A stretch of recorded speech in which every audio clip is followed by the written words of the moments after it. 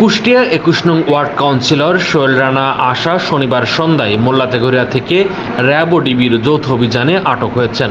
উল্লেখ্য, আশার নামে চাঁদাবাজি, জমি দখল, ছাত্র আন্দোলনের উপর হামলা ও অস্ত্রধারী আশা ও তার সন্তান এখন মামলার আসামি।